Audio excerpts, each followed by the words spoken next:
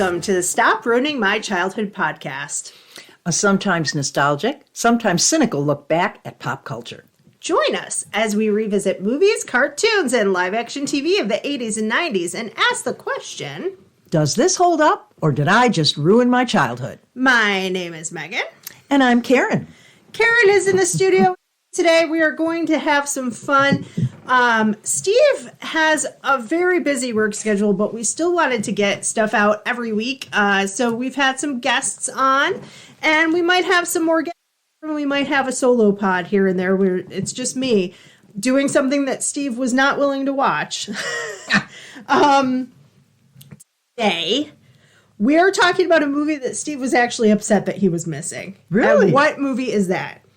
Planes, Trains, and Automobiles. Planes, Trains, and Automobiles, the 1987 comedy starring Steve Martin, John Candy, and Thanksgiving. Yeah, that's why we're talking about it this month. So if you've been with us, we just did Friends Thanksgiving, which a year of dating, a year of engagement, 6 years of marriage, 2 years of podcasting within that marriage. Steve Hall finally watched Friends. Yeah, you've been bugging him about that for a long time. I have been trying to get this man to watch Friends, and then he was like, it's not too bad, which it already aired. So if this is the first time you're listening to us, go back and listen to Friends. Yeah. And then we have this, and then after this, Steve and I will be back together in the studio for Thanksgiving. We are doing Charlie Brown. I think we're going to do Charlie Brown Thanksgiving, and it's the Mayflower Charlie Brown. So we're going to do Two Thanksgiving specials. If he's got the time, we'll have two specials in one spectacular Charlie Brown wonderment. Awesome. Last year we didn't have Apple TV, so we couldn't get Charlie Brown too. So we're back on track. Before we get to that, Steve was not willing to eat our snack for today. Really? But if you haven't been with us before, we do our non-sponsored snack. We talk about some fun facts about that snack, how it was made, the history, all of that kind of thing. And then if we have any memories attached to it, then we do a summary of the show. We do some history and fun facts, how it was made, who starred in it, that kind of thing. During our break, we're still from the 80s probably, but maybe the 90s, a little later. And then we get to our memories of the movie and then our full review and recap. So, What's our snack for today? I got to say, these are a very controversial candy. I can understand why Steve maybe didn't want Circus Peanuts to be his snack. Steve always keeps saying, we're never doing Circus Peanuts. I just got off the phone with him and I go, guess what candy I have? And he goes, is it something good like Reese Cups? I go, no, it's not. Circus Peanuts. And KK, these are not just Circus Peanuts. These are generic grocery store Circus Peanuts. So tell us a little bit about them. Well, from what I understand, they're made by a couple of companies. One of them, I know. They're bad. Okay. They're bad. Well, this is the thing. If you want controversy, oh my God, open up a bag of Circus Peanuts. People either love them or they absolutely can't even hardly stand the smell of them, let alone the taste. Who is eating so many of these that they need a generic of it? I don't know. That's my question. Here's the thing. They're shaped like a peanut. They're orange, but they taste like banana. Yeah, like artificial yucky banana. Let me tell you guys, if you haven't had Circus Peanuts, they're the color of a creamsicle. They look like they would be delicious. I open the bag and immediately we are smacked in the face with fake banana flavoring scent. And a lot of people don't know this, but banana flavoring is based on a different strain of bananas than the kind of bananas we eat in this country. Oh, I didn't know that. And so if you live in Australia, which a lot of our listeners do, your bananas down there actually taste more like banana flavoring.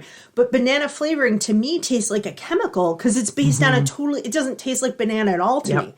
It'd be like if you only ate Granny Smith apples and all the flavoring was like a red golden, you know what I mean? Yeah, so it would be totally different. The thing is, these things have survived a long time.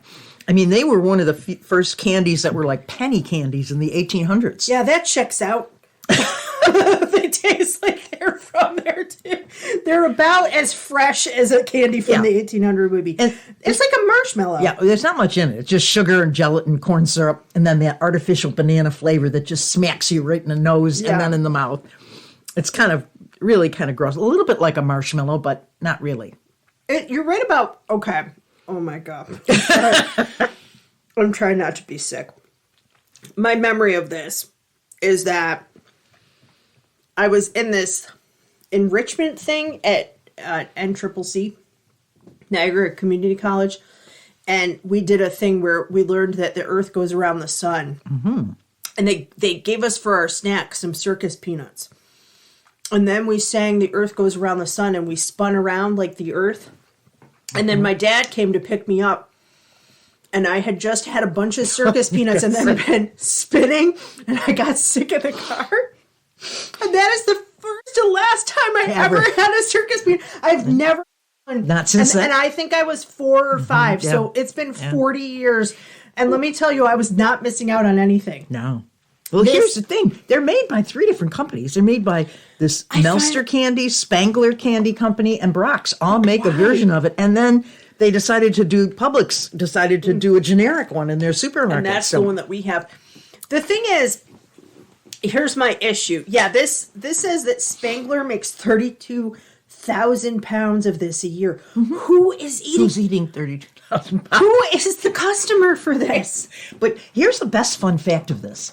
Circus Peanuts led to the creation of Lucky Charms in 1964. Okay, well then I guess the pain and suffering was worth it if you had to go through all that to get Lucky Charms. One of the employees of General Mills chopped up these into a bowl of Cheerios, and they decided, hey, let's make a cereal like this. The idea, first of all, I like Lucky Charms. We did that for our Leprechaun episode, which was like the first March that we did this podcast, and we did Lucky Charms with it. But the idea that you would put this banana abomination on top of Cheerios and put that into your mouth hole is like astounding to me. Here's the thing, you guys. It is like a marshmallow and kind of like the styrofoam that comes in your packing. When you put it into your mouth, it crumbles in not a pleasant way. It is not chewy. And it's just, and I like sugary things. If you were like, here's a spoonful of sugar, I'd be like, all right, I maybe could just have that as opposed to that. This is so sugary. What do you think of it? I agree with you that when you first open the bag, just the smell of it alone is a turnoff to me. So I'm not really crazy about these. Never was. And I'm a big candy freak, but I'm more on the chocolate side. So these are just gross as far as I'm concerned. I had a backup candy for today, and I almost want to go eat it to get the taste of this out of my mouth. I've been every time my mom talks, I've been drinking like massive amounts of water to try to flush that taste out. But there are people that love them. Why? I don't know why. Are these the people that also like the like the yeast paste on their toast? You know what I mean? Like, I don't want to offend a lot of. I just mentioned Australia. I don't want to offend Australian people. I also don't understand Vegemite though. I don't get like this has the other thing I could see possibly. And I guess when you say cereal, I'm like, if you had a kid that super liked banana flavored things, you could maybe make like a Rice Krispie treat out of this. But that's like with butter and melted down. Like, you couldn't get rid of that banana flavor though, and it does come up on you again afterwards. That's the other thing. You get to enjoy it a second time. Listen, not to like ruin our review here, but this is for me. We can we'll go out of No, we can't. Steve and I learned we can't rate things out of things that are alive, like because I don't want to cut a live thing in half. Like you don't want to be like 3.5 cats. Or, we can't do that. No. But we're doing planes, trains, and automobiles. Let's pick the middle one. Let's do trains. Okay. So out of trains, this is.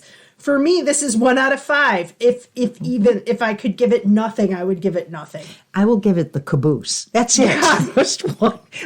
The caboose and the caboose and the middle finger. The 1 is a different digit this week. This is the worst thing I've ever put in my mouth. Almost. All right. Candy cigarettes came pretty close. So okay. Sorry. It's so gross. All right. Steve's not missing anything. I wish that we had made him do that, but we couldn't. I'm so surprised it's not discontinued, So let's get into the show. KK, for people who have never seen this, what's like your 1-minute synopsis? If somebody came to you and said, "Oh, I heard you liked that movie. What's it about?" How are you gonna describe it? I would describe it as two great comedians in a really funny, everything goes wrong kind of scenario where they're trying to get home for Thanksgiving and everything that could possibly go wrong in getting home goes wrong. For a salesman who's not been on a trip or something, that basically is the gist of it. Steve Martin is a kind of uptight salesman trying to get home for Thanksgiving, and he meets up with this very strange loser guy. And everything goes wrong. That could possibly go wrong. And the reason I think it's called Planes, Trains, and Automobiles is there is all different kinds of transportation that they try to use to get home for Thanksgiving. And there's a little bit of a tender aspect to it because there's a feeling of just wanting to be with your family on Thanksgiving. Yeah, I think that's a good synopsis. They start off they start off with some taxis and elevators, actually. Mm-hmm. And then there's delays with flights because of snow, and then they try to get rental car, and it doesn't work out. They have to take a train, and that doesn't work out. And yeah, it's shenanigans and a fun buddy comedy. Yeah. I almost said buddy cop, because that's usually not a cop. No, not a cop. Comedy.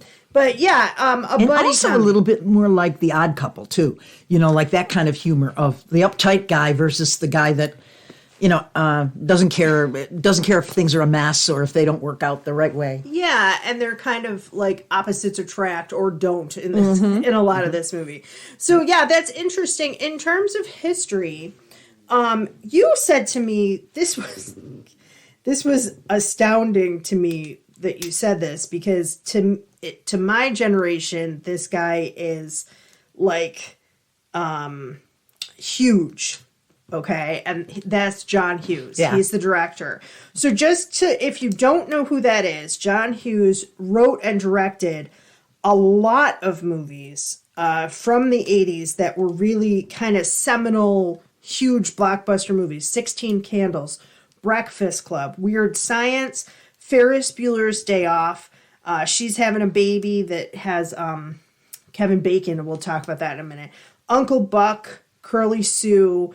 But he really, these like Brat Pack kind of movies. He was a filmmaker, and he died quite young. At 59, he had a heart attack, as did John Candy, which we'll talk about later. And but not to bring down the podcast, but he really is kind of credited for making these movies, especially for teens. I was going to say, they seem like teen movies. Yeah, they're teen movies. And for a long time, that wasn't really a genre. And teens weren't really catered to. And he kind of was like, I don't want just movies that are made for teens, but I want them to also be about teens. Yeah, like Breakfast Club was a fabulous movie. He also worked on National Lampoon. So National Lampoon Vacation, National Lampoon Christmas Reunion. He worked on things like Mr. Mom. So he's no stranger to comedies, that's for sure. No, yeah, exactly. So he really, and also Home Alone. Oh, wow. Christmas that's movies. a real big one then. Home Alone. Yeah, I did not realize. Home Alone 2, Beethoven, which is another Thanksgiving movie. We almost did Beethoven for this, but I mean, I could go on and on. A really prolific writer, director, producer that many of his things went on to be hits, but really kind of shaped a generation in a lot of ways, especially with the Brat Pack movies and stuff. But this one was inspired by a true story. Really? Yes. I find that really fascinating. He was an ad man before doing Hollywood stuff, like Steve Martin's character, Neal. And he was in a presentation in New York City on a Wednesday, and he had plans to be home to Chicago by 5 p.m. that night. So the flight was canceled. Now here, KK, it's almost as funny as the movie to me. The flight gets canceled. Then he gets a second flight, but it's rerouted to Iowa. Oh, but he's trying to go to Illinois. Everybody wants to go to Iowa when they're trying to get to Illinois. It was too snowy in Iowa and Dubuque, so they got rerouted to Denver, diverted to Denver. So he was trying to go to Illinois from New York and got rerouted first to Iowa and then out to Colorado. Then he had to go through Phoenix. Oh, wow. This is a big circle he's made. And then he finally got home in Chicago on Monday. Oh, wow. And he started out on a Wednesday. So there are scenes here. One of the things that Steve Martin says that hit for me that I was like, that has to be from this true story, is I've been wearing the same underwear for 3 days or whatever. Yeah. His original cut was almost 4 hours long. Oh, wow. He cast Steve Martin first. Well, we'll talk about casting in a second, but Steve Martin gets the job and he takes the script to John Hughes. He goes, "This is great. Now, which parts do you think we're going to cut?" And John Hughes was like, "I don't know what you're talking about. This is perfect." They had 600,000 feet of film, which is like twice the industry average for a movie of this length. Usually 1 to 2 hours is like about 300. I mean, now we do digital mostly. But when you're talking about film, you know how many canisters of film? And they didn't have like the extended director's cut or the deleted scenes. And they didn't have that back then. So before Steve Martin was cast, they tried to get some other Hollywood A-listers. They were going to get Neal. They were looking at Tom Hanks. Oh, okay. But Tom Hanks, the Del character, and this is, I can see Tom Hanks in this role because you think of Tom Hanks in the beginning of Splash, which he also did with John Candy. He was at the beginning of that movie very uptight and very and he does have that same kind of comic sense. So were they looking at him for the Steve Martin's character? Yes. Okay. But the person they were looking for John Candy's character, do you see this? John Travolta. No, not at all. What? Yeah, no. John Travolta this time, it's after, it's around the time he's doing Perfect with Jamie Lee Curtis, right? It's way after Grease and after Saturday Night Fever. But he's still handsome. He's handsome, but also this is, basically he had a number of flops in the 80s. He had a resurgence with Pulp Fiction at the end of the 90s. Okay. So basically the studio wasn't willing to take a chance on him, but it's a totally different movie with him. Oh, definitely. Totally different. They also looked at Rick Moranis. Now that Neal, I could see. For Neal and John Goodman for Del, which Neal. I was thinking of Rick Moranis for playing John Candy's part. No. But Rick Moranis and John Goodman, I would watch that movie too. I would too, though. It's very Canadian. Yeah, it is. So they ended up going with Martin and Candy. John Candy and an SCTV, Splash, Volunteers, Brewster's Millions. And I added this one in the list. Follow That Bird. I never saw that. Yes, you did. Oh, the Sesame Street? The first movie we took Tim to as a kid. It was the Sesame Street movie.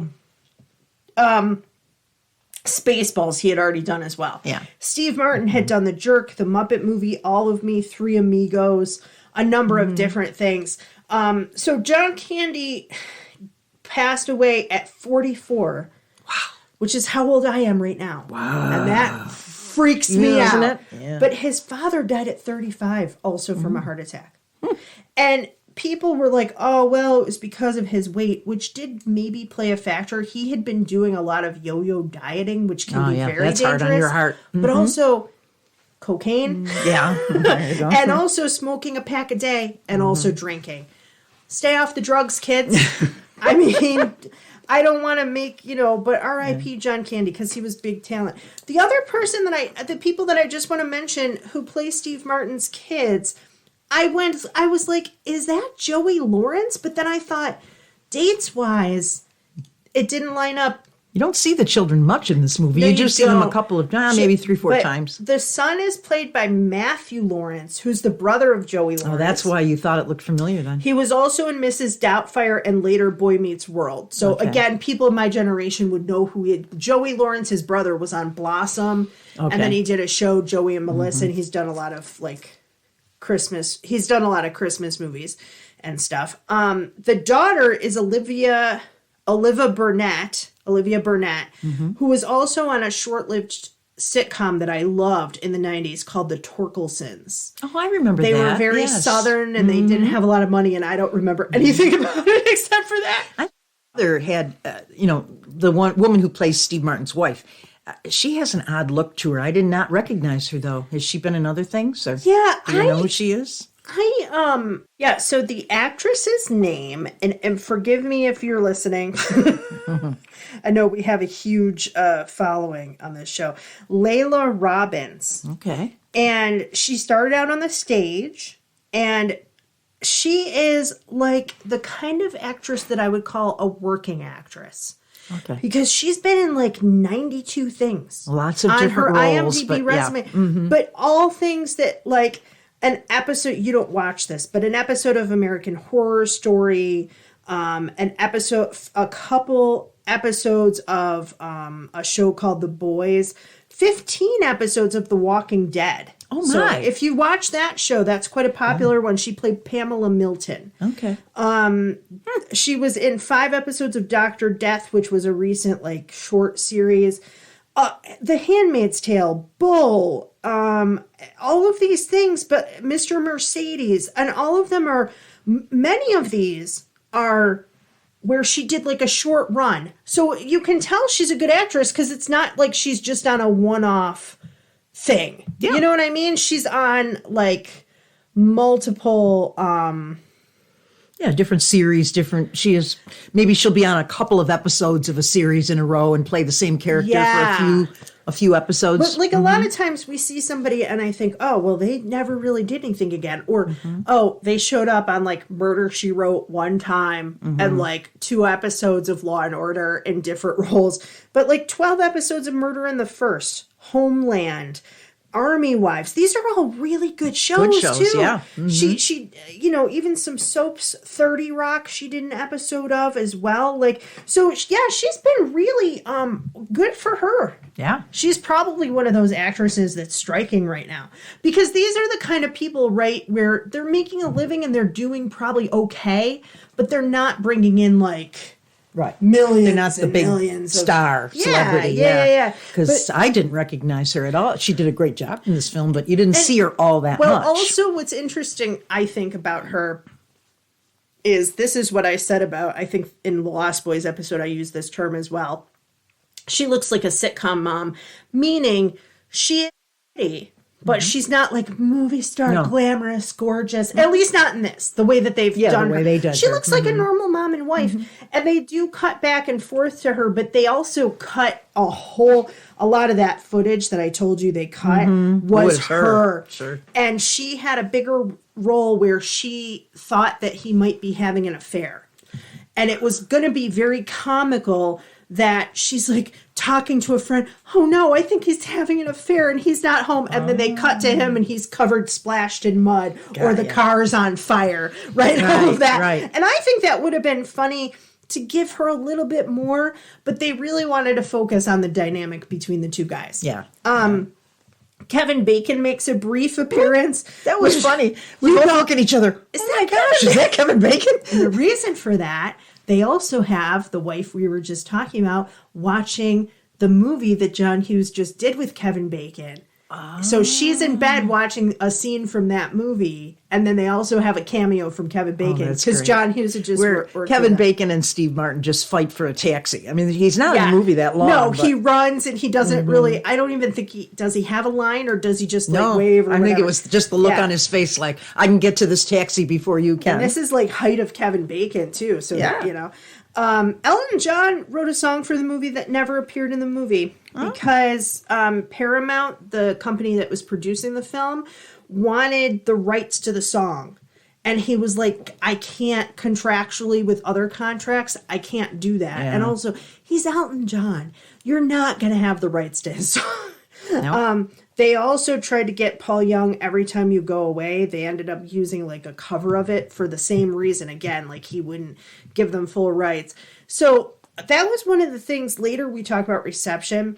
But the soundtrack I was going to say the reviews, the soundtrack, they mentioned that. It's very odd. The sets, though, here. I even said, "Hey, is that from Home Alone?" Home Alone. It definitely had a Home Alone look. The whole show, really, the whole movie does have that same look that Home Alone does. So here's the thing. It basically, Neal's home that they filmed is on the same block as the Home Alone house. Oh. So that's why it looks so familiar. And the layout of the house, it's like the development we used to live in. All the layouts are the same, all the layouts, right? Yeah. But the thing is that I guess this is a big thing where I never knew this before that I did research for this show, that John Hughes said, basically, just about everybody, they're all supposed to be like neighbors. It's the same universe. So he said, he lived in Michigan, he lived in Illinois, that kind of like Midwest region.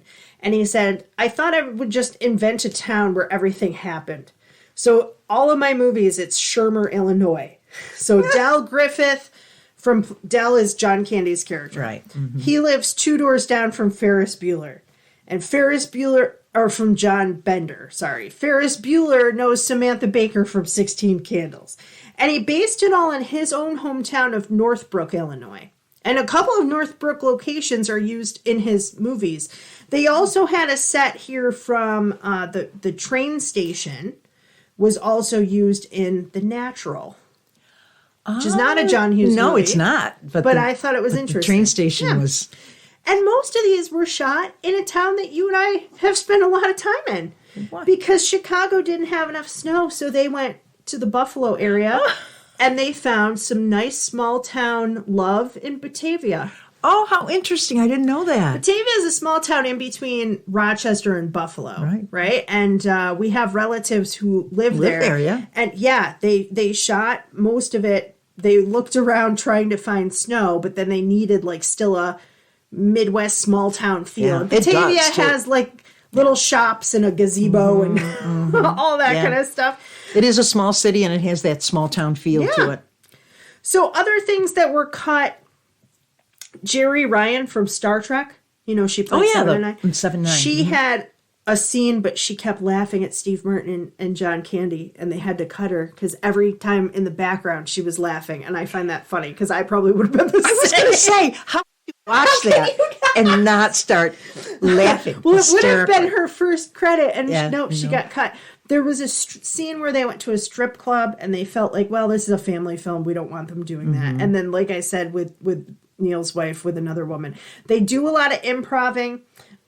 He allowed them, which I wondered about that because some of those scenes it does. The script is 3 hours with the improving. It's 4.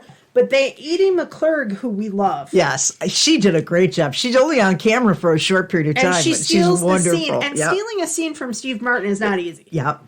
She plays the rental car agent who does some swearing at him. Yes. But he said to her, just improv that you're on the phone and chattering and not paying attention to these people. She's an improv actress. She also was Grace, the principal's secretary in Ferris Bueller's Day Off. Yeah.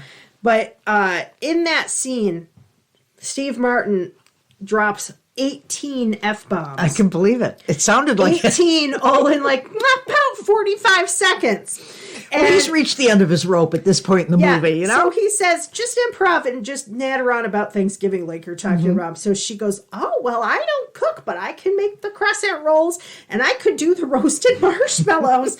And then basically he comes up to her and he goes, how did you do that? She goes, well, you told me just to talk about Thanksgiving and I don't cook and this is just what I do, right? I get the marshmallows for the sweet potatoes and I do the crescent rolls and that's about it. So that scene got them an R rating because before that it would have been PG-13. It's not so surprising. She has done a lot of cartoon voiceover. It's not surprising. Her voice is so great. It is. I would listen to audio, like kids' audiobooks if she read them. Oh my god. Her voice kind of makes you want to laugh too, in a way, because it's very squeaky and stuff. My last fun fact before our break. Thank goodness this did not happen because they were planning a remake and then COVID hit. Ooh. And it was going to be Will Smith and Kevin Hart initially. Okay. So African American lead. Then they said, what if we gender swap? Because the two of them eventually dropped out, and they were thinking Adam Sandler and Drew Barrymore to do another movie with the two of them. Okay. The thing is, we'll talk about this. I think, well, we can talk about it here, I guess. It would be difficult to set this today. Most of the movie, the interactions could be the same, right? Even the clothes, they're wearing business attire. It's not like when we watched The Lost Boys, the haircuts, the clothes, the Coreys, they're very 80s, right? But here, the problem is cell phones. I was just going to say the digital age would change the whole script. Because you have an app, you can find an Uber, or you can have, you have an and even if access to the internet. Get rid of the phone. Go get a new phone. Correct. You can use somebody else's phone to call your bank and send you a new debit card, somebody can Zelle you the money or Venmo you the money or whatever. Your wife can Venmo you the money. Yeah. So I don't know. And even her at home waiting for him to call, he couldn't get to a phone. He didn't have any money for the phone. In the digital age, that just would not happen. You would just pick up your cell phone. So then my question is, what are you going to do? Set it in the 80s? Why bother? You've already had the 1980s version, right? True. But the thing about that, too, is that there are other buddy road trip comedy movies. So just come up with a different reason. I mean, you could have them, I guess, coming home for Thanksgiving. Maybe you build it into it. Maybe like, hey, honey, we're going to have to Zoom for Thanksgiving. But I don't think it's as funny. I love how you call this a road trip type of thing. All I think of with road trip, Bing Crosby and Bob Hope from, like the 40s. It is kind of that genre, isn't it? That's the tradition. Yeah, that's the tradition that this is kind of in. Get that. The most recent one I can think of is, I think it's called Tammy. It's Jason Bateman and Melissa McCarthy. Mm-hmm. Yeah, I almost said Jenny McCarthy, which is her cousin. No, different. But Melissa McCarthy, and that is kind of this. There's shenanigans going on. They can't get to, but it's because she's nuts and she keeps trying to hijack it. Right. This is a little bit different. So at any rate, we talked about the movie a bit, but we're going to break here for some type of a fun commercial. You guys, if I can find one for Circus Peanuts, I'll put it in there. But I don't think I'll be able to find one. Maybe the trailer for this film. And when we come back, we'll get into our memories or lack thereof, and then our full review and recap, which we already kind of touched on, but we'll get into it. All right, stay tuned. During holiday travel, some people get delirious. Taxi! Some get delayed. And some get Del Griffith. American Light and Fixture, Director of Sales, Shower Curtain Ring Division. Neal Page got all three. I was on my way home to spend a nice holiday with my family. Instead, I'm in a motel bed with a stranger. So instead of Thanksgiving with his family, he's spending 3 days with the turkey. Two happy clams just whistling down the road. Flintstones, meet the Flintstones, they're the modern Tony family. Paramount Pictures presents Wilma! Steve Martin. You ever been to Hawaii? Yeah. You see Don Ho while you were there? See the second show, that's the best one. Is that right? Yeah. John Candy. Why are you holding my hand? Where's your other hand? Between two pillows. Those aren't pillows. In a new film by John Hughes. Planes, trains, and automobiles. See that Bears game last week? Yeah, hell of a game. All right, we're back. As Steve said, hope you didn't change that podcast channel. I keep telling him that that's not how such channel. That's not how that works, honey. So this movie came out in 1987.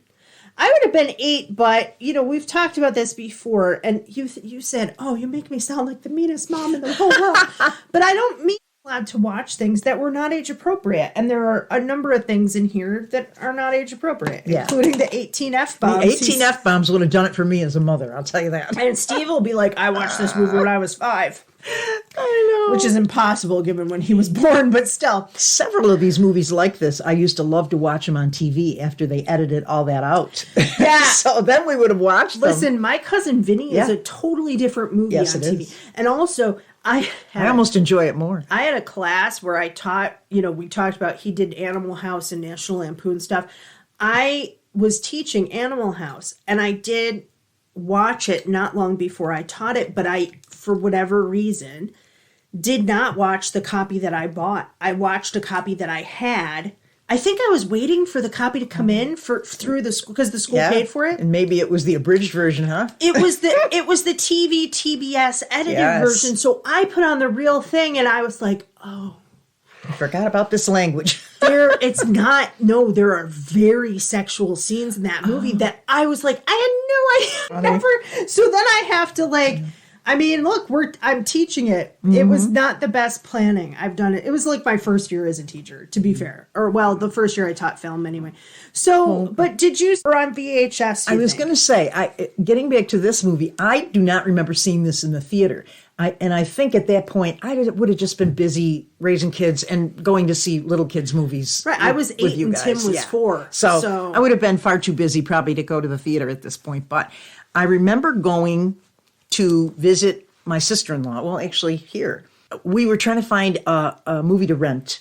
Mm-hmm. And she said, oh, too bad we don't have the funniest movie I've ever seen. And I said, well, what movie is that? And she told me Planes, Trains, and Automobiles. I said, well, I've never seen that. What? She said. She's outraged. Because it had probably been out, well, it was on VCR, VHS already. So probably it had year been out. Or two, maybe. Yeah, a couple of years. And I had never seen it. She goes to Blockbuster or wherever and rents it. And then I think we must have probably put the kids to bed, and then we watched it, and the two of us sat in the living room like laughing like fools. Yeah.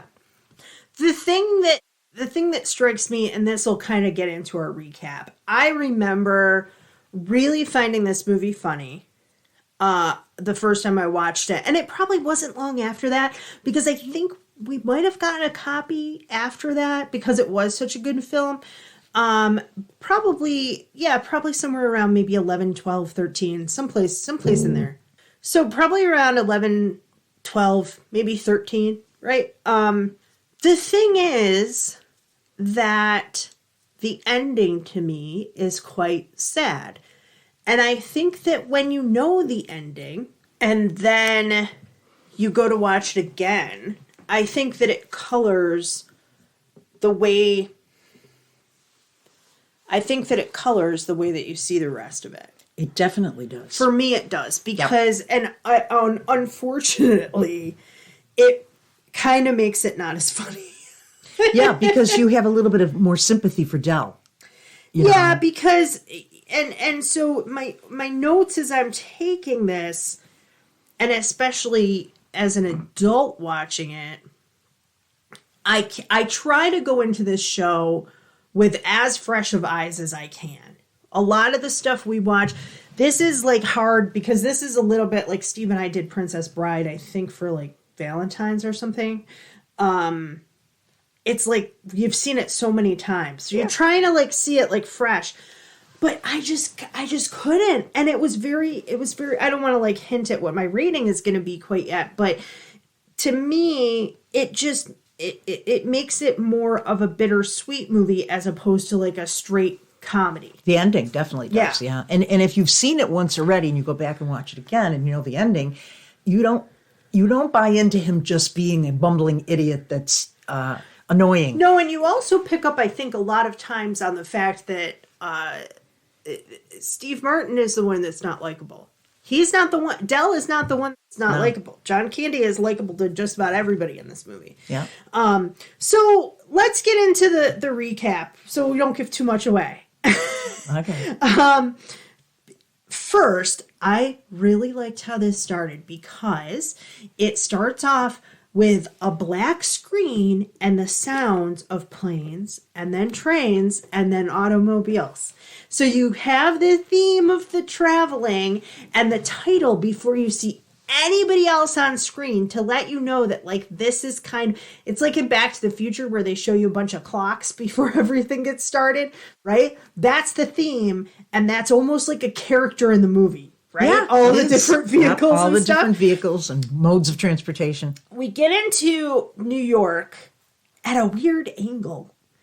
I don't usually like talk super much about the cinematography, but they have this New York skyscraper at a 45-degree angle, and that's a choice. It's usually everything in our world is at 90-degree angles.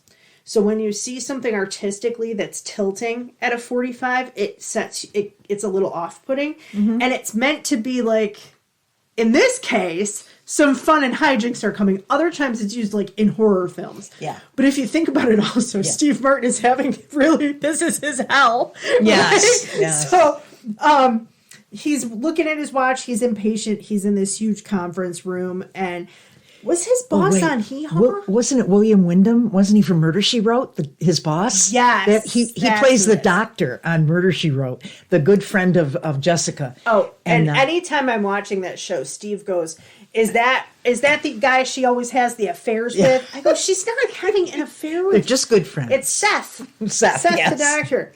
Well, he looked at that painting, the ad thing that Steve Martin had just made. He was looking at it from every angle in the world while Steve Martin was looking at his watch thinking, hurry up, hurry up. What's fascinating about this, again, you're meant to be put in Steve Martin's shoes. So the offsetting angle of the building, and then for a movie, it's like 2.5 minutes of no talking, and this jerk, for being an administrator basically, and a muckety muck, and Steve Martin getting anxious, which makes you anxious. But in my notes I put, and you didn't see this in the theater, and neither did I, but can you imagine being in a movie theater with 80 other people while it's just you hearing people munch popcorn? Because there's no sound. There's no soundtrack or anything. Make you anxious. You're like, hurry up, get on with it, Yeah. get on with it. So we find out he's selling cosmetics, and he had this very important meeting in New York, but he lives in Chicago, apparently in Sherm, where all of John Hughes people live. And he says, his friend says, are you going to be late? He goes, no, I'll just take the elevator downstairs, grab a taxi, hop on a plane, and be home to Chicago by 9 p.m. That's the plan, right? And immediately there's problems with this plan, because getting a taxi the day or two before Thanksgiving is a nightmare. Well, this reminds me of the bad decision I made one Thanksgiving to drive down Interstate 90, and it was just absolutely insanely packed with traffic. And why didn't I go the day before? That was really a bad choice. And that's what he's going to do. He's going to try to make this 6 o'clock plane, and it's a bad choice. One time I had to drive up from North Carolina, pick up my brother who was in Washington, D.C., and because of his job, he had a very important job, supposedly, where he could not leave the day before. So we had to go from D.C. to Buffalo, and the DC we might as well have left 5 hours later because we were not moving at all. So it's kind of like that. And then we get Kevin Bacon, right? And he grabs the cab, and I put, this is very New York in the 80s. Everybody is in gray or black and rushing, and there are no Ubers or cell phones. No, exactly. And the women are changing from their heels to their sneakers. Yeah, so they can This run. is like pre-Giuliani New York, right? It's like grimy, and there's a lot of construction, and people are in a hurry, and they don't have time for your shenanigans or your nonsense. Yeah, and they're very mean to each other in a way. This is my cab, and you're not getting in it, and that kind of thing. He says to another guy, can I get this cab? I know I have to go to the airport. And the guy, he goes, I'm appealing to your good nature because it's the holidays. The guy goes, I don't have a good nature. Exactly. So he gives him 50, and then the guy says, well, a person who'd be willing to do 50 would be willing to do 75. And I want to remind our audience, this is 1987 money. It's a lot of money. That's like $500, right? Yep. While he's doing that, John Candy steals the cab. And unbeknownst to him, though, he's a good guy. He doesn't do it on purpose. Oh, no, he doesn't. But he goes, because Steve Martin screams at his face. Yeah. Then we cut back and forth a little bit. We see Steve Martin's home. That's where I put, is that Joey Lawrence? It can't be. I don't understand what's happening. That's what my notes say. Oh, brother. But we see his wife, that the plane's been delayed a little bit. So we see what he's missing, basically, what he's trying to get back to. And then we got John Candy.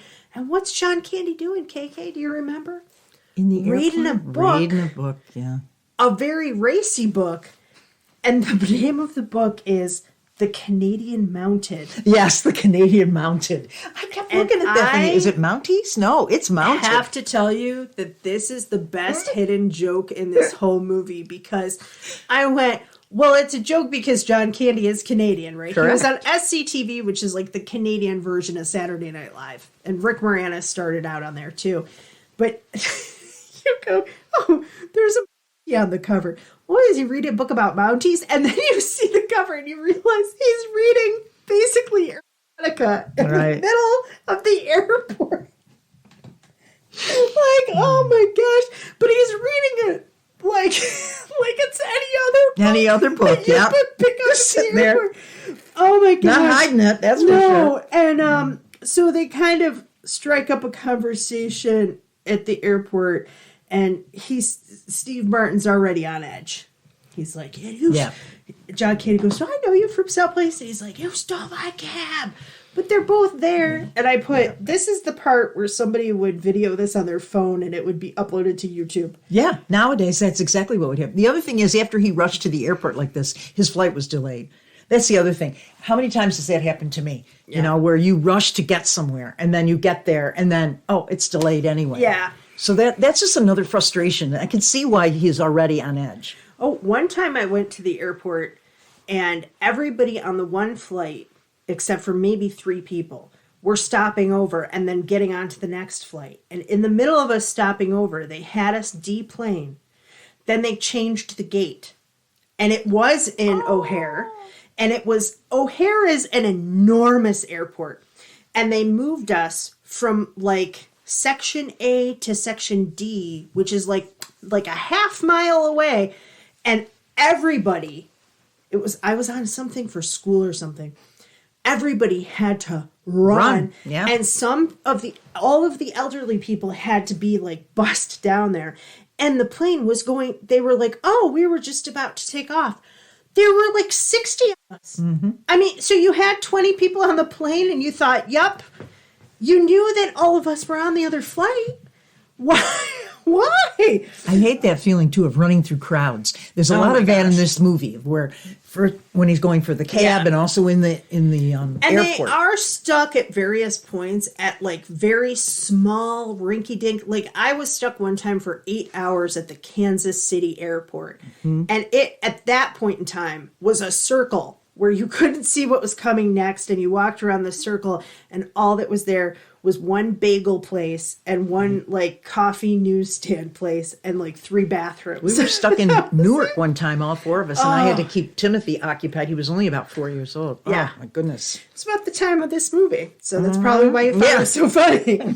But you can tell that John Candy is vamping and improving. He's also chomping on gum while he's talking to him, which I find a hilarious choice. He's like, yeah, well, you see, I sell shower curtain things.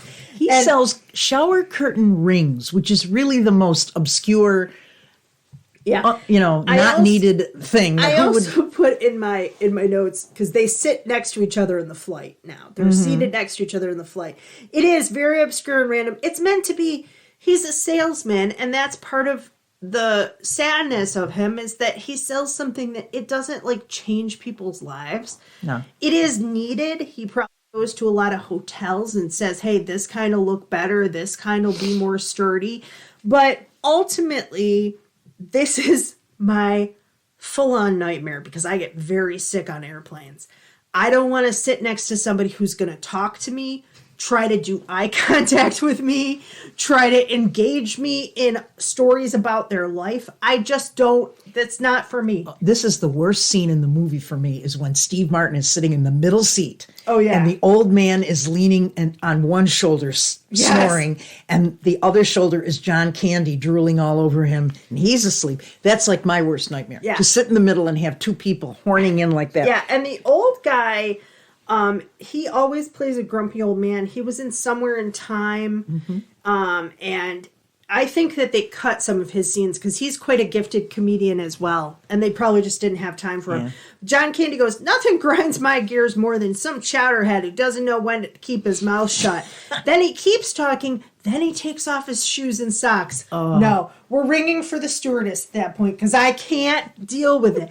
And I I'd be like, oh no, I can't, no.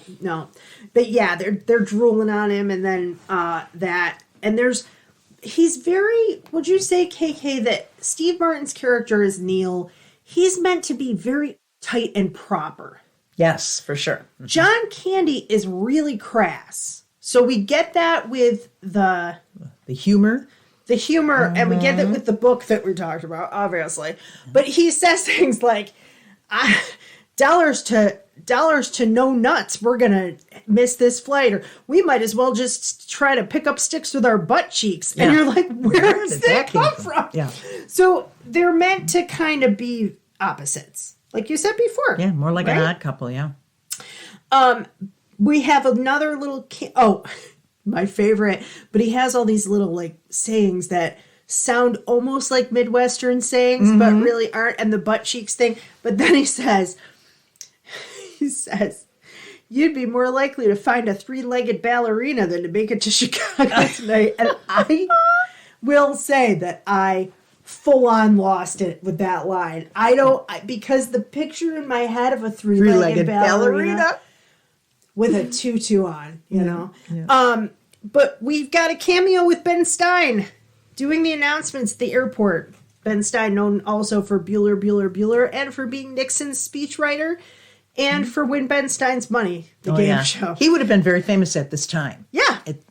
When the movie was made. Well, he had just done Ferris Bueller as well, which he had kind of a similar role there. Yeah, so that's the second cameo. So we have our planes. Now we get into some of our automobiles. We have a weird cab ride.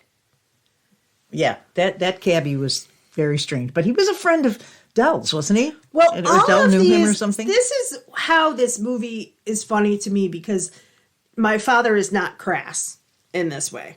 He's an Irish Catholic, and they don't really get crass as much.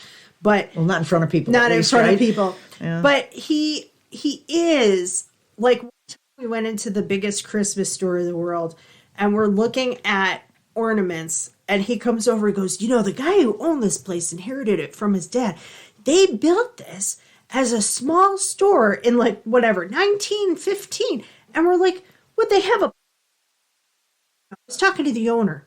In the bathroom. He met him in the men's room. Met the owner in the men's room, talked to him for 25 minutes while we were shopping. Yeah. And then had this story. And one time we were, we went to St. Louis, and we were about to get on a little paddle boat, right? Mm-hmm. And he goes, hey, I think I know those people. And he walked over, and sure enough, we're in a totally, you guys, so different city. We're from the Buffalo area. St. Louis is 20 hours away. And he knew people. I know. And they weren't from Buffalo, by the way. It's not like we happen to be traveling people from our hometown. In this movie, Dell is like that. He makes friends wherever he goes because he's very accepting of everybody, Yes. and he thinks everybody has something to offer, and he makes deals with people. I give you this, and you give me that. And so this is the thing, watching it back, can I relate to Neal in the beginning of, I rushed, my flight ended up being delayed, then it was canceled, then I got put next to this guy who took his shoes and socks off. Sure, and I can see how you would be frustrated. But through most of it, he is kind of an ass. Yeah. And Dell, through the whole thing, you can see kind of annoying at first, but then just kind, giving, warm-hearted. Most of the stuff that happens is not his fault. And he's kind of treated like garbage.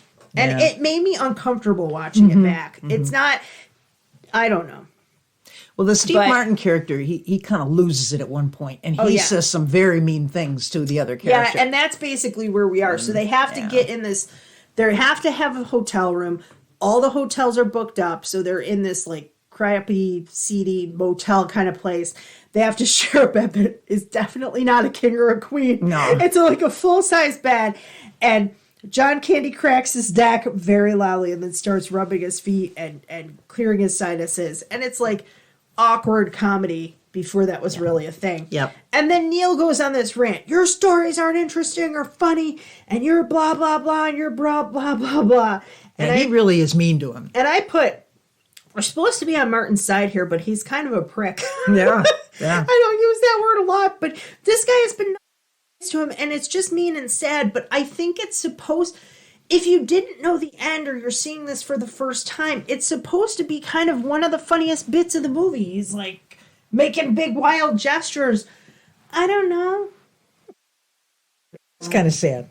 It's just and sad. the look on John Candy's face, like you really don't think of John Candy as being necessarily a fabulous actor. You think of him more like a comedian. Really is, but boy, in that scene, his face went from open and friendly to just crestfallen. And you could see it in his body language and in his face. It really was. And I wrote down exactly what he said. He goes, "Okay, I'm an easy target. I talk too much. I also listen too much. I could be a cold-hearted cynic like you, but I don't want to hurt people's feelings. I like me. My wife likes me. My customers like me because I'm the real article." And then he pulls out a picture of his wife and he puts it on the bedstand, and then he rolls over and goes to sleep. And here's the other interesting thing. We see Steve Martin's wife, but he doesn't really talk about her. And he doesn't say, "I miss her, I'm trying." He's annoyed that he's not home, but he doesn't talk about her. It's not that he doesn't feel that way, but we don't see him talking about her the way John Candy is talking about his wife. You're right. So I think that is also kind of telling that this is a lot more about control and your world being chaotic and you not liking the chaos, as opposed to the heart of, it's Thanksgiving, I want to get back to my family. I love. Now there's a scene later that does that, but he's inconvenienced basically. Yeah. This shouldn't go because he had a plan and his plan isn't working, and now he's all peeved. Yeah. But he doesn't really, you're right, express. He almost in a way takes his family for granted, which of course Del, the John Candy character, definitely does not. And he takes Del for granted too, right? Mm-hmm. And then somebody breaks in, but they don't hear the kid breaking in. And this is a big hole in the movie for me. Why not have them be pickpocketed? Why have the guy break in? I don't know. Then we see a shot of a pig farm, and you're like, why are they showing us that? Well, because there's another automobile coming, and a guy who has who's a farmer is going to come. But before that, we have really the highlight of the movie. Those aren't pillows. Oh, those aren't pillows. Yes. My goodness, yes. Yeah, that's the famous line from this movie. He goes, "Del, why are you kissing my ear? And where are your hands?" And he goes, "Oh, sorry about that. It's just habit. My hands are between two pillows." And he goes, "Those aren't pillows." And then they jump up and they start talking about the Bears game. Yeah. Now, this again is a scene I don't think you can translate today because, like, people today are like, hey, you can be masculine and, like, something happening like that doesn't mean that you're gay. And even if you were, whatever. Right. Here they're like, oh yeah, how about that Bears game? Let's not look at each other. Oh, and they're physically just like, they can't stand it. They're just like shaking themselves or like as though they just touched something dirty. Yeah, like hug your friend. Yeah, I don't know. Yeah. That's toxic masculinity. This is, Steve's going to listen to this and be like, Megan, why did you talk about toxic masculinity?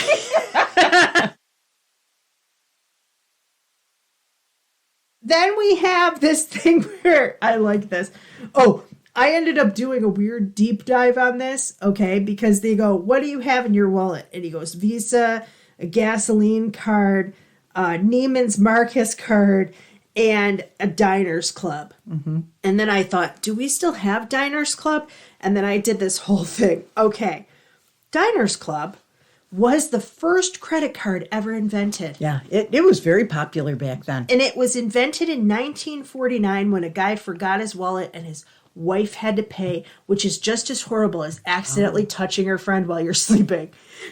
How my wife had to pay. How embarrassing. Yeah. Oh my gosh, the little woman had to use her allowance. So he came up with this idea, and it was the first multi-purpose charge card to avoid similar embarrassments in the future. And that was McNamara, a guy named Frank McNamara. If I understand right, too, I didn't have one, but I know people that did, and I think you had to pay it off every month. I don't think you had like a revolving charge kind of thing. So this was Frank McNamara, which sounds like the name of a guy who would be embarrassed of his wife in the 50s. And then Ralph Schneider was a lawyer, and their friend Alfred Bloomingdale. Bloomingdale? Yeah. of Bloomingdale's. So they came up with this idea, and it is still around, but it was international, and a lot of the international things have closed. But it still is in some other countries as well, and now it's owned by Discover, which bought it out in 2018. Oh. So, fun fact in the middle of our story, because I was like, I have to... Still Diners Club. Yeah. I think that Diners Club ended up being more for wealthy people because you had to pay it off every month. Mm-hmm. I think that the idea of that, that you'd have paying it off every month and then a big fee that you would have to pay for that convenience, I think. You know, that was the thing that surprised me. I'd forgotten back then how we didn't carry a lot of credit cards. But now people have 4, 5, 6 credit cards, think nothing of it. But back then, people didn't. Well, or a debit. Yeah, or a debit card, yeah. I don't have any credit cards. I haven't had a credit card. And somebody said, well, you can't do things without a credit card. And I said, well, Dave Ramsey told me that I could, and I believed him. And that was like 15 years ago. I haven't had a credit card in about 15 years. We do have one for our family in case there's a huge emergency, just in case. But that's also why we have. Sorry, if you listen to Dave Ramsey, that's also why we have an emergency fund. Yeah. But I'm not a big credit person either, but I do know most people carry 4, 5, 6 credit cards now. We got a very sick dog, and we were like, let's keep that credit card. Our dog is allergic to everything, you guys. So then he says, so I just have my Diners Club or whatever. And he goes, how about you? And John Candy says, Charmer's Big and Tall Men's Shop. I know. Tall Men's Shop. And he goes, they got a great discount if you get their card, But like you said, people didn't have them all the time. No. And many of the cards we had were like a little, in Lockport, it would have been Lurchin Daily. People had a Lurchin Daily card. Or they like had a local store. A local store, Yeah, I forgot about Lurchin Daily. Yeah, they had one in Batavia, too. I forget the name of that one. Well, we probably see it in this movie. That's where most of this was filmed. So we see this redneck truck driver, and we do a slow shot from the feet up. And apparently in this scene, he wasn't gross enough. Mm-hmm. So John Hughes said, here's some fake chaw. Or chew it and do spitting, and then maybe spit on your hand and stick it out. And he did that, and apparently Steve Martin's reactions are real because he was not expecting it. Again, some improv, right? So then we have my other favorite line from this movie is, get your lazy boy out here and pick up these suitcases. Oh. And they go, do you need help with that, miss? And he goes, she's skinny, but she's skinny and short, but she's strong. First baby came out what? Sideways. Oh, sideways, yeah. She didn't scream or nothing. I can't even tell you. I was looking up something for this movie, and I put first, and I was looking up first casting choices, right? And I put first, and 8 things came up in Google, suggestions. First baby came out sideways. First baby sideways. Does that happen? First baby, can it come out sideways? I was like, so this really stuck with people. Yeah. It's hilarious. And now we get to the part with the train. What's interesting about that scene is that those two are very much stereotypes. Yes. But the main characters, they fleshed them out. They weren't really stereotypes. Where you thought they were maybe going to be, they kind of changed during the movie. And that's part of the charm of the movie, I think. That they start as stereotypes, then we get to know them. Yes. Yeah. We have a thing where they're in the back of this truck, and the plane that they were planning on, or the train they were planning on taking, the guy goes, well, you can't take that train. And they go, well, what? And Steve Martin's, well, why not? And he goes, well, that train for hogs and cattle. That's the cattle. It's the stock train that they were about to get on. So they go on the train, and again, Neal is kind of a jerk and says there aren't 2 seats together. And the train breaks down, and I put in my notes, at least it didn't hit a car or anything. A cow. No cows were injured in the filming of this. Yeah. The train starts smoking, and then one of the conductor goes, well, you go 1.5 miles where the trucks meet up, and then you can get to Jefferson City. And they're like, what? So all these people have to So then he goes back and helps him with the luggage. I was going to say, you do see a good side to Steve Martin's character at that point. He said, all right, I'll help him with his trunk, because he's carrying this big trunk. But this kind of starts this theme of he keeps trying to get rid of Del, and every time he keeps trying to get rid of Del, something happens, and then they have to team up again. Sometimes it's because Del's helping him, right? Getting a rental car. Sometimes it's because he's helping Del. So they hang out. Now they're on a bus. So again, we've seen a cab, a plane, a truck, a bus, a train, right? It's like any taxi, everything. Yeah. And I love this part. This couple is making out and they have the same haircut. They're both super blonde and super 80s and like their windbreakers and their neon. And Del says, beats the movie on the plane. I know. Steve Martin looks over, and when he does, the guy goes, why didn't you take a picture? It'll last longer. And keeps making out. But they are really making out. Oh, yeah. Yeah. Like, this is like, John Hughes was like, let me see those tongues. Like, they're really all up in it. Yeah. Right? Try not to laugh through this whole thing. I know. So, on the bus, John Candy is the person who's likable and liked by everybody, which I just love about his character. He's just like a lovable guy, right? Who wants everybody to be happy. And he goes, all right, who's got a song? Neal, you got a song? And what does Neal sing, KK? 3 coins in a fountain.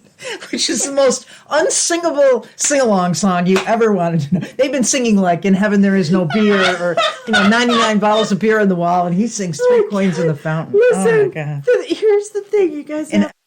Stares at him. Here's the thing you have to know, that this is a really, even for the 80s, this is an old joke. Because 3 Coins in a Fountain is a black and white movie from like 1943.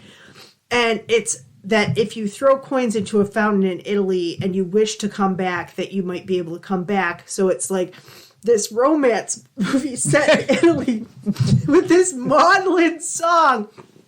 And why that would be your go-to. That's your go-to sing-along, yeah. It tells you, too, what kind of a person Neal is. And also it shows you that he's been supposedly, you're really seeing this through his eyes almost, and he's been annoyed by John Candy's character. But in real life, he's the annoying one. Yeah. He is the person that everybody else finds annoying, and they love John Candy. It's like the movie What About Bob? Yeah, right? Everybody loves Bob. Everybody loves him. But he could, and so John Candy just gives him a look like, what the hell are you thinking? And then just goes, Flintstones, meet the Flintstones. And then everybody sings along, which is what he wanted in the first. But the idea that somebody would join in on a chorus of 3 coins in a fountain, it is hilarious to me. Hilarious. We do get a little Steve Martin singing, and I didn't mention this in the fun facts, but he's very well known for playing like a multitude of instruments. Yeah. He's a musical genius. Too, he plays. He plays the banjo so well that he's played at Carnegie Hall and things like that. And a number of other things too. But yeah. And he's also written plays and novels and stuff like that. Here's the other thing about his character that scene shows too, is that he's an ad man. He's supposed to be in touch with how his advertisements are going to reach people. Yeah. And in reality, he's totally out of touch with what people really feel, or because he's so into his control freakness, wants everything a certain way. He's not in touch with society, really, the people. No, he's really not. And you can kind of see that how they balance out. He's supposed to be cerebral and uptight, right? But that makes the comedy of the movie, really. Yeah. The difference. And then we have John Candy sells shower curtain rings to all these girls. Well, these ones were by the Grand Wizard of China. This one is autographed by Daryl Strawberry. This one's filled with helium. That's why it's so light. This was cut with, whatever. Ivory from an elephant or something. Yes. He's like the ultimate snake oil salesman. I mean, he could sell anything to anybody. My favorite part of this is they do this whole quick montage because he's trying to make money. And then he says to these girls, oh, those are great earrings. You look like you could go for 18, 19. And they all hand him money. Because they want to look older than they are. Yeah, like they're really 12, young kids. Yeah. Maybe 13. 13.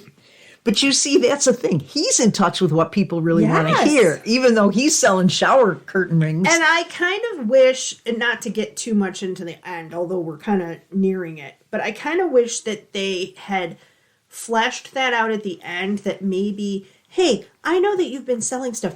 My gig with the ads has not really been going well, but I know the art piece of it. You know the people. If we team up, we could be great together, because I felt like that's where it was going. I thought it was too. And I feel like maybe that might have been a good point to put in. It probably is a scene that got cut Maybe along with the other 2 hours of stuff we didn't see.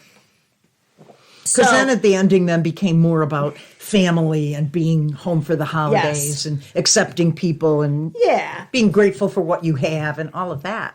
Well, then he tries to ditch him again over lunch, says, you're a great salesman, but I've been holding you back. We should go alone. I put in my notes, I don't like this guy. And then we have finally Edie McClurg, the highlight of the film. And I said, again, is this funny? Yes, because you know what he's been through. But in reality, from this woman's perspective, you're abusing a customer service agent who did not do anything to you. There was a car rental agreement. He went to get the car. It wasn't in the spot where it was supposed to be. He got splattered with mud and dropped or kind of tossed the thing and walked 3 miles. Then... And I'm not going to say what he says because it'd be a lot of bleeps on here. But he's like, well, one thing's for I sure. want my effing car and I paid for my effing this and my effing that. In today's day, that would have definitely gone viral. Somebody would have gotten that on their phone. So this is the thing. If they did do a remake, here's what I would like to see. Somehow... they have no money and no phones, and nobody will lend them a phone, or maybe they can borrow somebody's cell phone here and there, okay? What really happens is that at different points, one or both of them blow up, and different people video them, and then their wives at home, or the wife at home is watching, and the kid says, hey, Mom, is this Dad? And then the other kid goes, no, this is Dad. And they're like a series, a montage of like 4 different films of their trip. And that's when she realizes he's not having an affair. Yeah, right, exactly. Yeah. That's the only way I think you could do it, that you have to kind of have that in there. So then a cabbie punches him and then pulls him up by the crotch. Oh, yeah. So there's some physical comedy. John Candy, because he goes, I know you think I'm annoying, but you do things that annoy me too. And Steve Martin goes, what do I do that's annoying? And he goes, you're always playing with your balls. Oh, and they go into that whole long thing of, yes, you are playing with your balls. I see you playing with your balls. I mean, the dialogue here, though, KK, Larry Bird doesn't do as much. Can't even say it. Larry Bird doesn't do as much ball handling as you do. If you don't know Larry Bird, he was a very famous NBA star. He was a very famous NBA star, but the idea, oh my gosh, the dialogue is just so great. Yeah. Then we have this scene where we hear the mess around. We're doing the mess around, and John Candy is Megan in the car. You go, look at him doing that. And I'm like, yeah, that's what I do. I don't really listen to music that much, but if I do, I am jamming out. Well, he is playing the fake piano, driving with his knees. Yeah, he's playing doing the sax. the trombone, While whatever. he's doing this, because it's 1987, he's smoking the whole time, right? Then he decides to take his coat off, but it gets stuck, and then he has to... This is like physical comedy at its height. I mean, one side of his coat gets caught, and then in trying to get that part off, the other part of his coat gets stuck. So now he has no hands on the wheel at all. Yeah, and then he's turned all around, and then he's got to get back onto the highway, and so because of that, he goes the wrong direction, and then they have this great bit where these two people are on the other part of the highway with the divide between them, and they go, you're going the wrong way. And Steve Martin is sleepy. And he looks over, he goes, they say we're going the wrong way. And John Candy goes, how would they know where we're going? They don't know where we're going. And Steve Martin goes, okay, thanks. And he makes a drinking motion. Like, you guys are drunk. They really are going the wrong way on a double-lane highway. Yeah, and they almost get hit by two trucks coming at them. Then they're sitting there on the trunk and just done. And they slowly turn around. And I liked this because we've had our broad comedy already. And they could be jumping around and whatever because the car is on fire. But it's more like shock. And they both just start kind of laughing. Yeah, and they're what are like, they going to do? Yeah. Of course. One more thing that could possibly happen, of course. Right? Yeah. But they're in sort of shock. And then they go to another seedy motel. Their credit cards are all burned up. And Steve Martin goes, well, I have $17 and a really nice watch. And the guy looks at John Candy and goes, what have you got? And John Candy goes, $2 and a Casio. Casio. That was great, wasn't it? The Casio. This is, again, such an 80s joke. It is, You have the Casio watch. You might as well have a Swatch watch. And there he has to sit in the car in the snow. In the car, there's no, I mean, the car is all burned up, so there's no protection for him. He's in his winter. It's winter, and he's about to get hypothermia. Yeah. And he's made some comments, and then laughed them off, like, I haven't been home in years, and things like that. And so Steve Martin invites him back in, feeling bad for him. And he says, well, all that's left of me are some shower curtain rings that don't fall down. I guess that's my legacy. And Steve Martin says, well, if nothing else, you have a good woman to grow old with. And John Candy just gets real quiet. And you're like, I've seen this movie before. Yeah, I know. Like this. Yeah, I know. So then they bond over small bottles of alcohol. And also, there are wagon wheels on this bed. Did you notice that? What is that all about? I think it's just supposed to be like a cheap, cheesy hotel. But I also wondered, in my notes I put, is this the same guy that made the wagon wheel coffee table at Harry Met Sally? Harry Met Sally, yeah. Now they're driving the car, but it's all burned out the next day. And there are people, they passed the same people, which I thought was same people that tried to get this time. They're like, the people are like, okay. Looking. And then the cop pulls him over. Goes, how fast are you going? He goes, well, officer, that's hard to say because this speedometer here, it's melted. It's burned. It's completely burned out. And so then he impound that car, such as it is. Yeah. And John Candy very quickly finds this shy trucker who is like too shy for them to ride up front. They have to ride in the back. They have to ride in the back with all these blocks of cheese, and it looks like it's a refrigerated car, not freezer, but it is their home. Though, yeah. Mm-hmm. So then he goes, "You got me home. I'm a little bit wiser." And he gets on the L train, which, if you're not from Chicago, it's an elevated subway, basically. Mm-hmm. Like the monorail in Disney, but grosser and with more urine. So he gets on the L train, and apparently this was not scripted. They just wanted him to ride the train, and they were maybe going to do some kind of dialogue.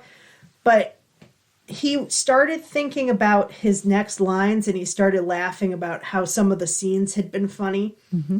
And they caught him just kind of shaking his head, and then they intercut that with memories of Dell. Yeah. And they intercut it also with memories of his home, of last Thanksgiving, or maybe what this Thanksgiving will be like, which I also put, there's a third kid I didn't see the first time. Okay. Yeah, the baby, yeah. But there are the three kids. There's his wife. There's a turkey. It's cozy and it's home, and it's not all this craziness.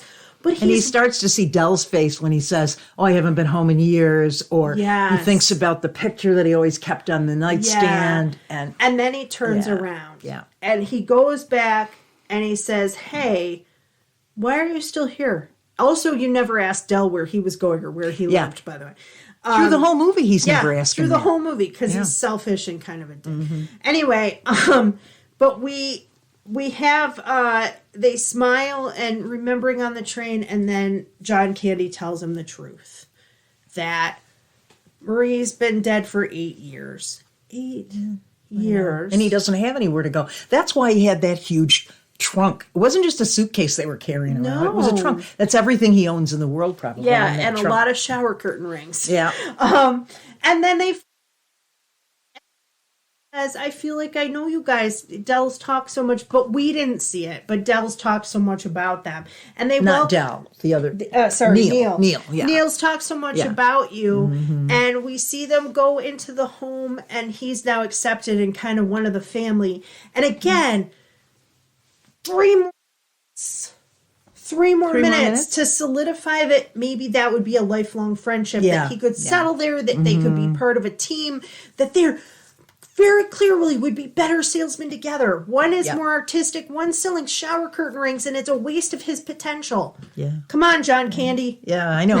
I think that's why the comedy, I mean, the physical comedy makes it funny, but the heartfelt ending makes you want them to stay together as friends. Yeah. You know, that they offer something to each other that the other one needs, really. And now Steve Martin appreciates his family more because he realizes what he could also maybe lose. That he could very easily be just an ad man in New York with an empty kind of life, right? Yep.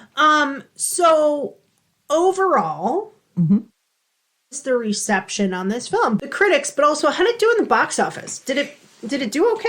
Yeah. Well, actually, it makes sense. They opened this movie on November 25th, 1987, which was just that Wednesday right before Thanksgiving. So it makes sense. It really is a Thanksgiving movie. Yeah, then. Exactly. Interesting. And it actually finished third that weekend because it grossed like $7 million that first weekend.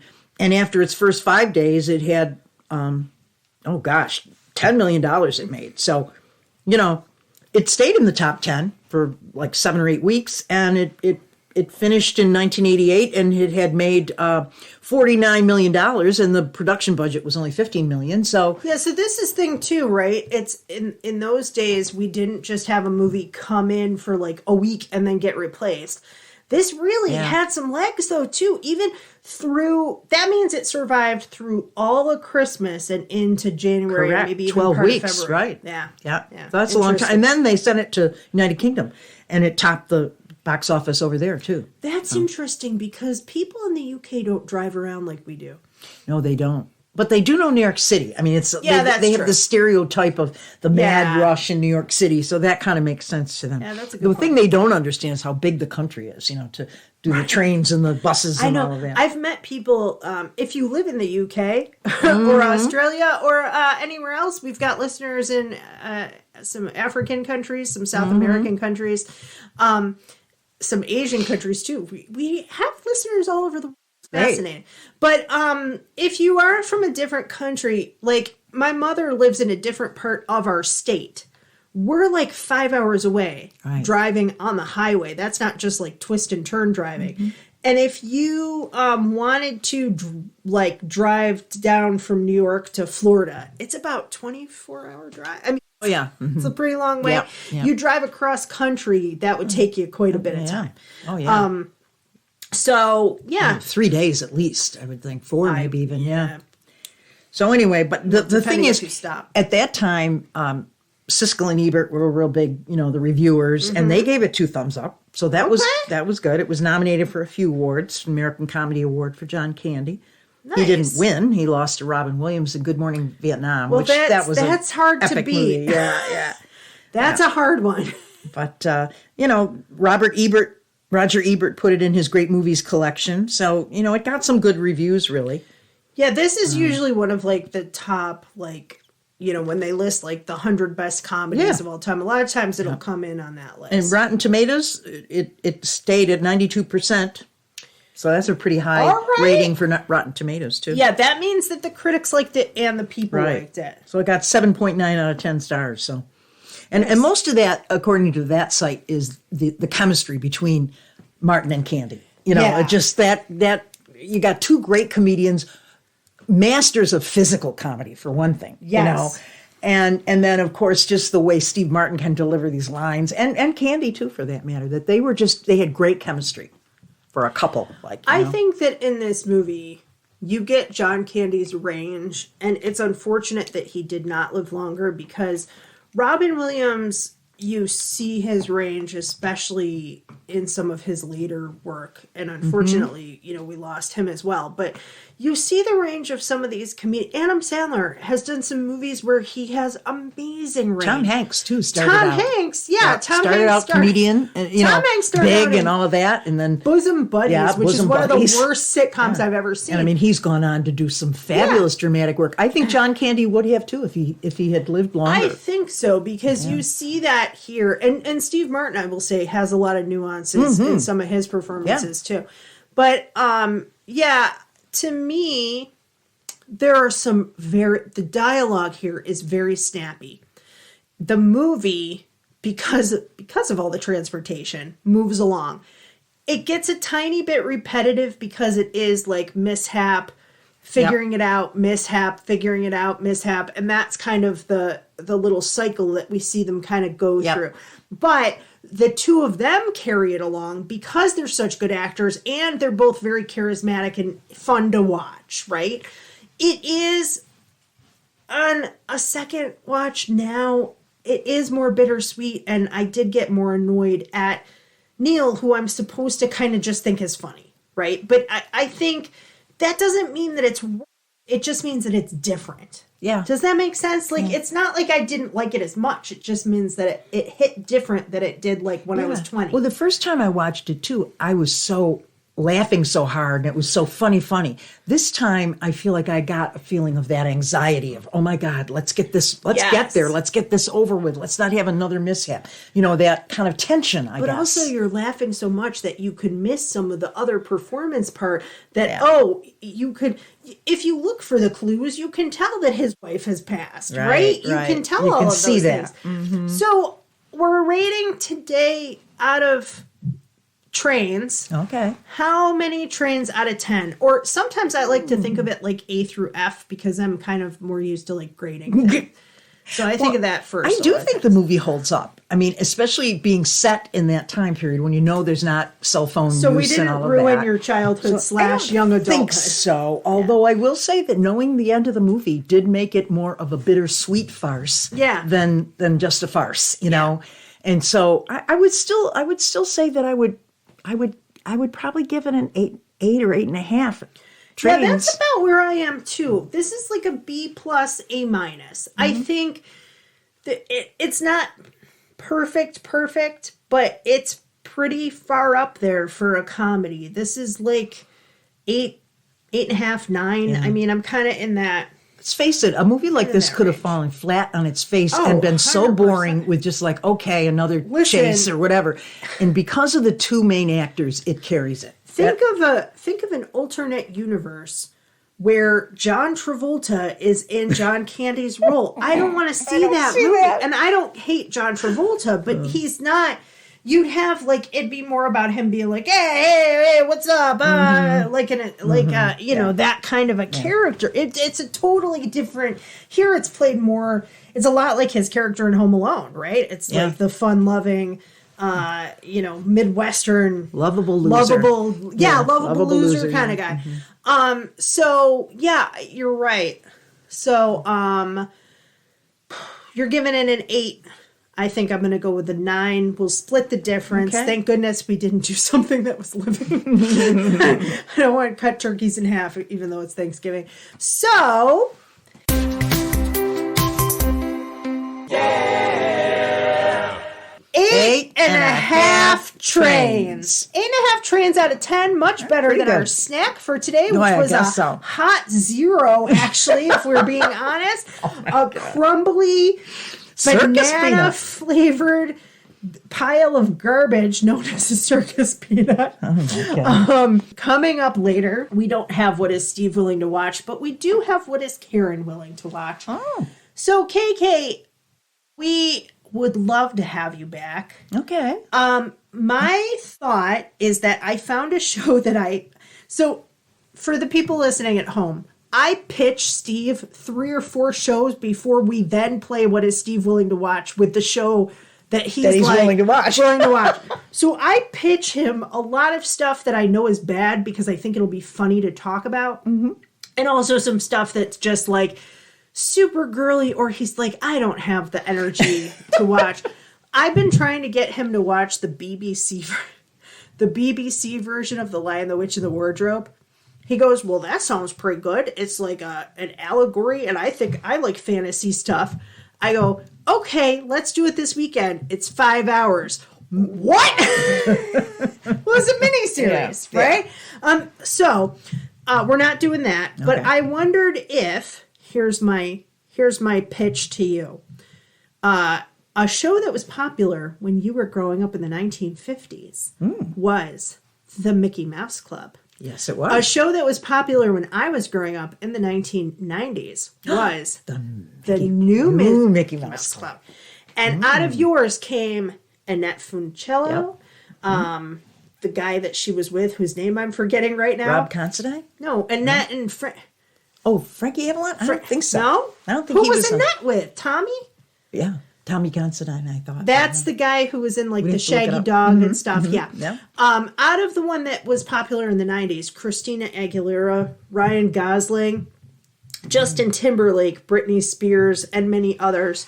So I thought it would be fun. I think they're on I know that the new ones are on YouTube. The old ones are on the Disney. So what if we watch one old one and one new one, and we can talk about it? Oh, that'd be cool. I'd like that. All right. So Karen is willing to watch the Mickey Mouse Club. I'm up for it. I used to run home from school to watch it. Guess what? Steve was not willing to watch the Mickey Mouse Club.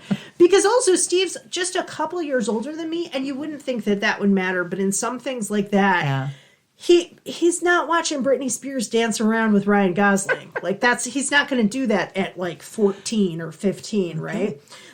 So we have Megan and Karen. That will probably not be for a while. Yeah, I would We'll think. probably do that after the holidays, but we'll have that later for you guys in a month or two. In the meantime, we have our Thanksgiving Charlie Brown special, as I mentioned before, and then we're going to have some Christmas stuff, including Emmett Otter. Christmas. Emmett Otter, wow, that's because a great I said choice. to Steve, we have to watch one of the Muppet Christmas ones, and he said, I always liked Emmett Otter. Okay. So that's what we're going to have coming up. So that's it for us. Don't forget to subscribe. We're on Instagram at Stop Ruining My Childhood. If you put in Stop Ruining My Childhood now into Google, you get our show and then also a bunch of stuff about like how to deal with narcissistic parents. It's a little bit humorous. Somebody who's looking for help might stumble upon our show. And I'm sorry if you're one of those people, but I hope you enjoyed this. Today we didn't ruin our childhoods, but maybe we will next time. Thanks so much, everybody, for listening. Happy Thanksgiving. Happy Thanksgiving. Bye-bye.